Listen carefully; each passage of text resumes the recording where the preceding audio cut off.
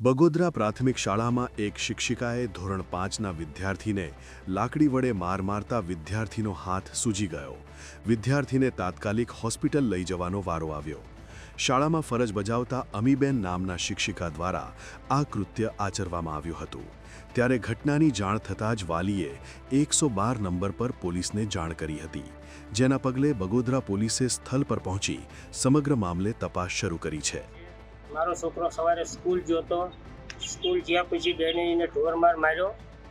બધા શિક્ષકો બગોદરા પ્રાથમિક શાળાના અને બગોદરા પોલીસ જે એનો ન્યાય આવે એ તે કરે. આ ઘણા વિદ્યાર્થી સાથે આવું થયેલું છે.